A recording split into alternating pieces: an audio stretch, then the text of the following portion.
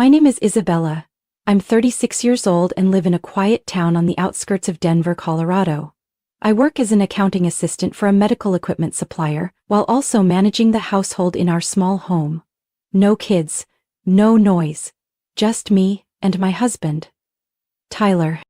Tyler is the same age as me. He works as a sales team leader at a major real estate firm.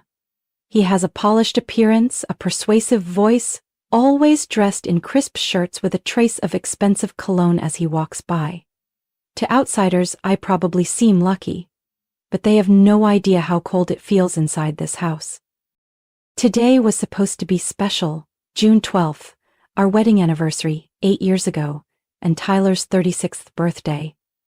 I took a half day off from work, drove over 30 minutes just to get his favorite red wine, and stopped by a specialty butcher shop to pick out a cut of Wagyu short ribs. I'm not a great cook, but I did everything I could to make this dinner memorable.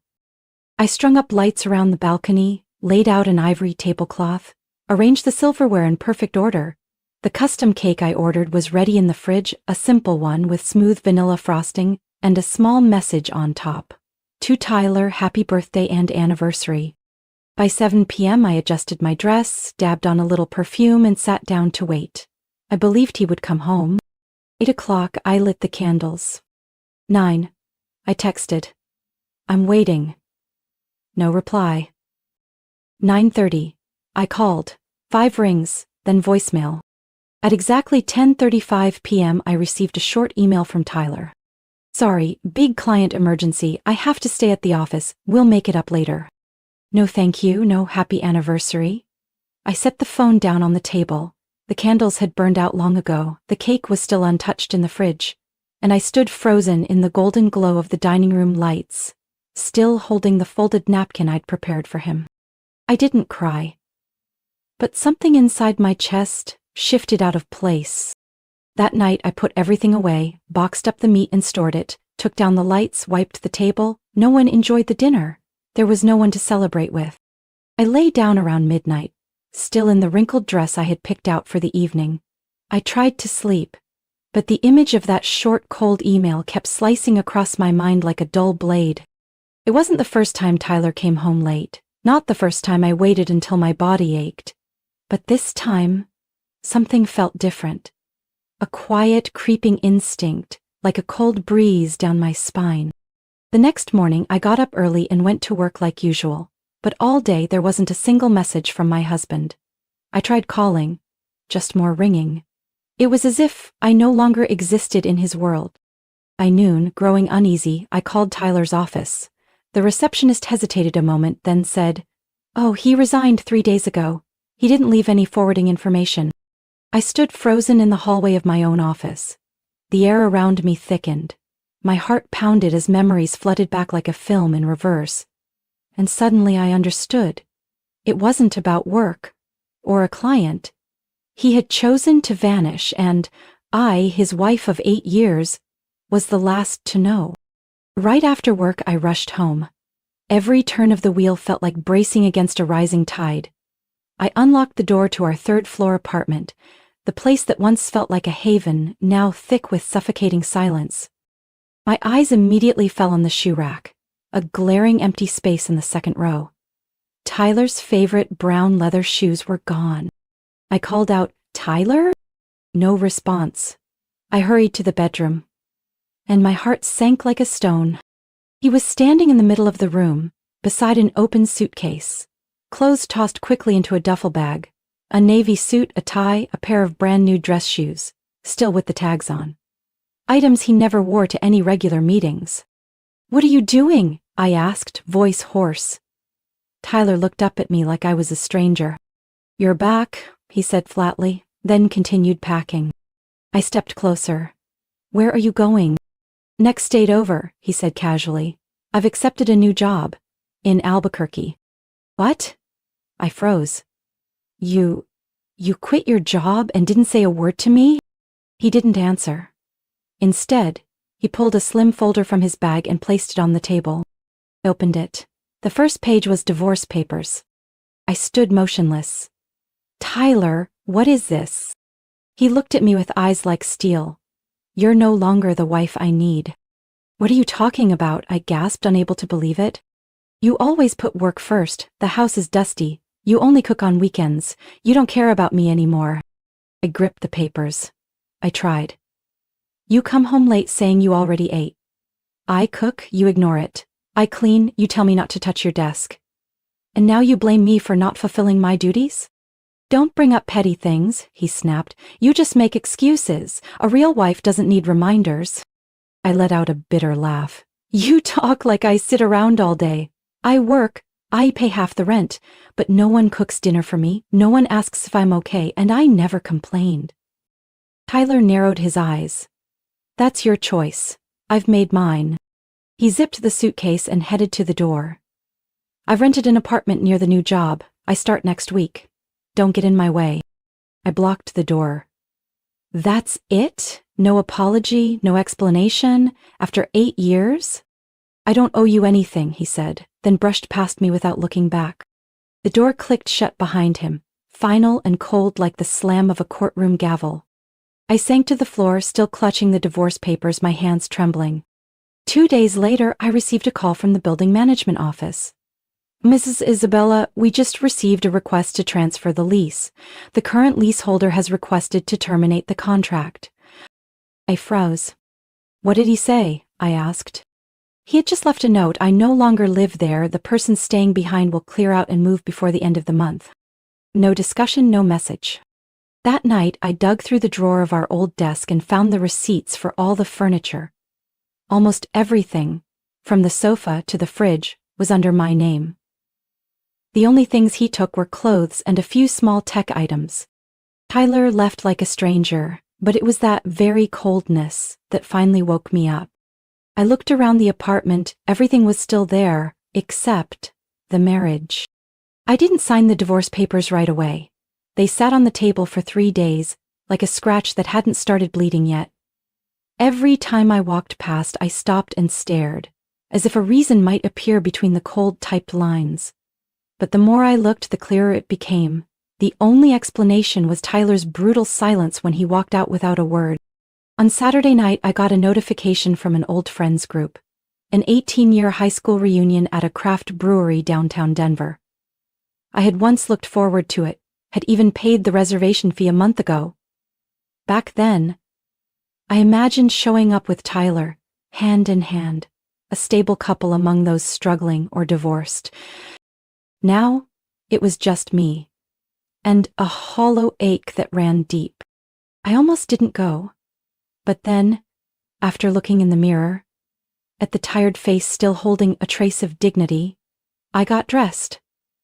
A simple black dress, wine-colored lipstick, hair pulled back. Not to impress anyone, just to remind myself I still existed. I was still strong enough to walk into a crowded room without flinching. Moonlight Brewery was just as loud and lively as I remembered from our teenage years. Laughter, clinking glasses, and the hum of old stories echoing from every corner. I stepped into the noise, feeling out of place at first, until a familiar glance made me stop. "Hey, Isabella." I turned. It was Nathan, the guy who used to play bass in the school band. Now he had a bit of stubble, a warm, settled look.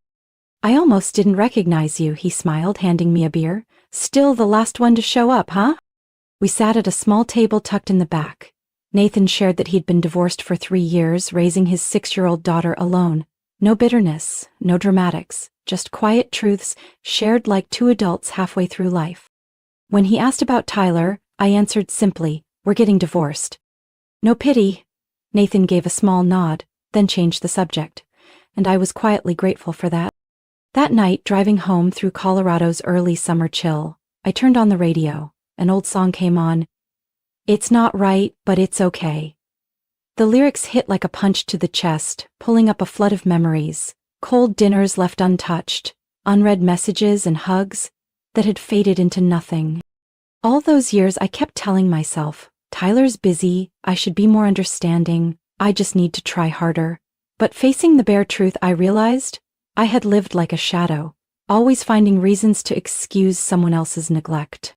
Sunday morning, as I was making coffee, my phone rang. The screen lit up. "Tyler." I hesitated a few seconds, then picked up. I've informed the leasing office we're terminating the contract by the end of the month. You should start packing, he said, voice flat like a command.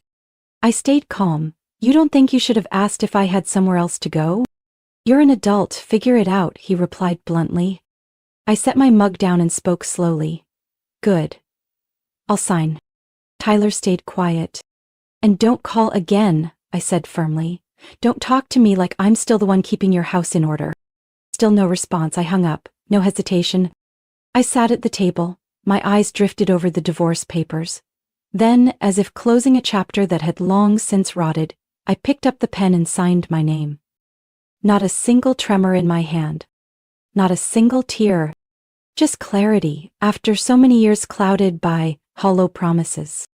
Exactly 1 week after I submitted the divorce through my attorney, Tyler sent me an email close to 10 p.m. The subject line held just one word. Proof. I opened it. Before I could even read the first line, a photo jumped out at me. A marriage certificate. Groom, Tyler Robert James. Bride, Marissa Ellis Whitmore. Stamped in deep red at the bottom, Bernalillo County, New Mexico. Date of registration, exactly 1 day after the court finalized our divorce. Before I could react, my phone rang. He called right after sending it. I picked up. Tyler's voice came through, disturbingly triumphant. You saw it, right? I got remarried. Life's never been better. I didn't speak, I just listened. And deep inside, something quiet began to shift. Her name's Marissa. 36, just like you, but she's mature, gentle, and... He paused. So beautiful you'd be jealous. I stayed silent. She's the only daughter of the family that owns the Whitmore real estate chain in Santa Fe. Her parents built us a small house near the Southern Hills. And the job? Her family helped me become the executive vice president at her company. That's why you needed the divorce so quickly? I asked, trying to keep my voice steady. Not entirely, he replied. I just couldn't keep living with a woman who always put work first and neglected her role as a wife. I let out a quiet laugh. And your new wife? She doesn't work? She chose to take care of the home. And we're expecting a baby girl, Tyler said smugly. She's 3 months pregnant. Each sentence he said felt like a dull blade severing the final thread that had once tied me to that marriage. But instead of pain, all I felt was a hollow stillness. Marissa Whitmore. I repeated the name after hanging up. It wasn't unfamiliar. I opened Facebook and typed it in. Her profile came up almost instantly. The profile photo showed a stunning woman with soft blonde waves, sharp blue eyes, and a smile that could make anyone feel small. I scrolled down, and then, on the 10th photo, I froze.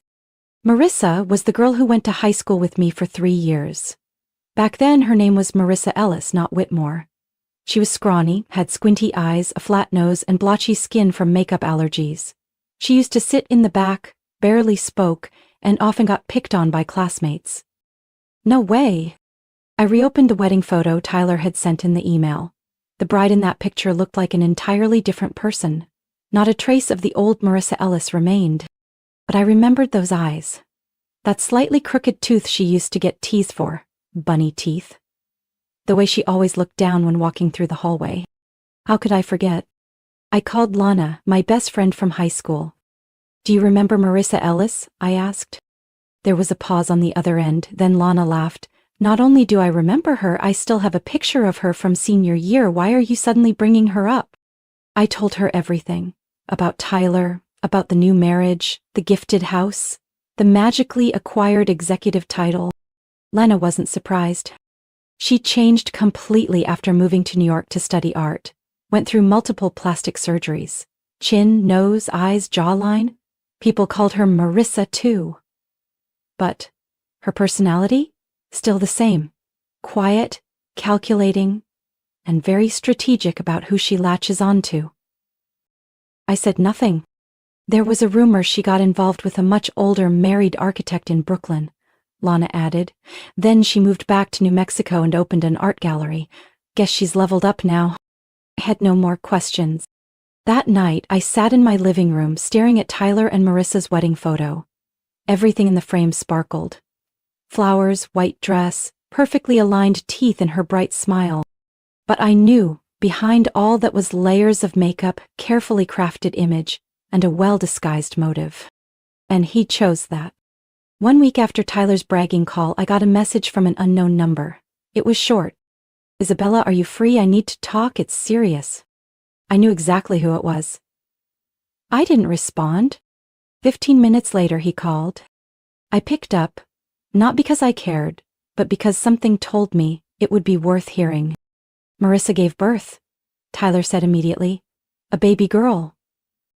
I heard him swallow hard, then silence. I waited. "She doesn't look like me. Or Marissa, actually. She doesn't look like either of us." I tightened my grip on the phone, lips pressed together to stop myself from laughing. "Maybe she takes after someone on your side of the family," I offered, light as air. "No, I thought that too, but Isabella, do you remember when you laughed hysterically after I told you about Marissa? You knew something, didn't you?" Tyler's voice suddenly rose, nervous and panicked. I leaned back in my chair, a slight smirk on my lips. "I just found it interesting," I replied, holding back the sharpness in my tone. "Stop joking. I did a DNA test. The baby is mine, but I still don't get it. Why doesn't she look like either of us?" "I haven't told anyone, but you laughed like you knew something. Please, tell me." I gave a quiet chuckle. My voice was calm. "Do you remember your high school graduation album?" Silence. I continued. "I found it while packing up the old apartment. It was buried at the bottom of your desk drawer, covered in dust." "You were digging through my stuff?" Tyler sounded slightly irritated. "No, I was cleaning, as you requested," I emphasized. "And when I opened that album, I was stunned. A curly-haired boy with squinty eyes, crooked teeth, and acne-covered skin. It took me a few minutes to realize it was you." Tyler exhaled slowly. "I always wondered why in 8 years you never introduced me to your college friends, why you insisted on a small wedding with no friends, why there wasn't a single teenage photo in our home. Now I understand." "I changed, out of insecurity," he said quietly. "No," I replied, "you changed because you wanted to live a new life, but you forgot one simple truth: genetics can't be altered." Silence stretched out between us. "You think I'm ashamed of who I was?" "No," I said. "I feel sorry for an innocent child who's going to grow up with 2 parents who couldn't be honest. You hid your past. So did Marissa. And now you're surprised your daughter doesn't resemble the edited versions you both constructed? You think she's gonna look like that old version of me?" Tyler's voice wavered. "No one knows, but she will carry what's real in you. Your blood, your DNA, everything you've tried to erase." I could hear him inhale deeply. "What about Marissa?" I asked, cutting in one last time. "She cried, said she was exhausted from labor. But you know what's worse?" "What?" "She won't hold the baby. Every time she looks at the child's face, she turns away. Yesterday, her mom had to step in and hold the baby because she refused. I don't know what to do." I stayed quiet. A bitter heaviness rose in my chest, not for Tyler, but for a child already rejected by the very people who brought her into this world. I lowered my voice. "You once said I failed as a wife because I wasn't willing to sacrifice. But the one rejecting his role as a father is you." Tyler sighed, maybe about to speak again, but I stopped him. "You don't need advice from me. I just hope you don't project your shame onto that baby. She didn't do anything wrong." I ended the call before he could reply. Then I blocked his number. There was nothing more I needed to hear. Nearly a year after my final conversation with Tyler, I barely remembered his presence in my life. Not because I tried to forget, but because the life I built after him filled every empty space he left behind. I moved into a small apartment in Boulder, just a 10-minute walk from the office. The balcony overlooked green hills, with just enough sun to grow a few pots of herbs. Mornings no longer felt like something to dread. I'd wake early, make coffee, and breathe. I kept my current job but reduced my hours. I chose a life of balance instead of burnout, chasing things that were never meant for me. I enrolled in a weekend art class and reconnected with old friends, one of whom was Nathan, the guy I had met at the reunion. We didn't tie each other down with promises or expectations. just quiet afternoons and simple companionship between two people who valued peace. I no longer checked on Tyler. But life has a strange way of updating you about people who once stepped out of it. One early autumn afternoon, I ran into Lana at a used bookstore. After a few casual greetings, she leaned in and whispered, "You haven't heard anything about Tyler, have you?" I shook my head slightly. "Marissa is looking for a divorce attorney." I raised an eyebrow, unsurprised. "Word is Tyler cheated again," Lana continued, "with a new hire at his wife's company. Marissa found out 3 months ago but kept quiet, for the child's sake." "The child?" I asked. "Their daughter. She's almost 3 now. But it gets worse." Lana showed me a screenshot from a friend in a preschool parent group. "There's a new girl in class. Her mom had full plastic surgery. Somehow the kids found out and started teasing her, saying, 'Your mom used to be ugly.' The poor thing cried all week." I stared at the message, heart sinking. Even though I no longer cared about Tyler or Marissa, thinking of a child being bullied for choices that weren't hers broke something in me. Sadness. Anger. Both. "Marissa regrets having the baby," Lana added. "She thought the child would inherit her post-surgery beauty, but now, it's obvious the girl carries the original genes." I said nothing, because honestly, there was nothing left to say. Tyler and Marissa once chose a version of life wrapped in glitter, built on illusions of beauty, status, and control. But in the end, what couldn't be hidden, the past, the truth, and the way they treated others was what showed up the clearest when they had a child. I returned to my afternoon, picked up a small croissant from the bakery, and strolled home through the park, where golden light streamed through patches of grass. My life now has no drama, no major twists, but it has rhythm, autonomy, and a fullness I once thought I'd never touch. Sometimes I still reflect on what I've been through. 8 years of marriage, a sudden divorce, a shameless betrayal, and the unmasking behind all that flawless makeup. But I no longer feel bitterness. I feel gratitude. Because that collapse gave me the chance to be reborn. Not into someone new, but into myself. No compromises, no avoidance, no pretending to be okay. If anyone ever asked me whether I've forgiven Tyler, I'll probably smile and say, I don't need to forgive anyone, I just need to live true to myself.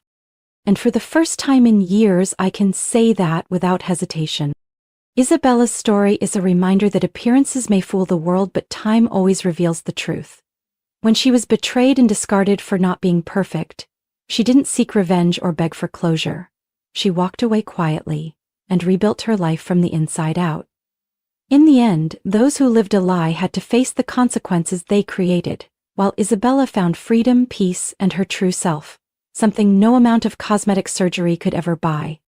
What do you think of Isabella's choices and the downfall of those who lived a lie? Share your thoughts in the comments. Don't forget to follow the channel for more powerful and surprising stories about family and life.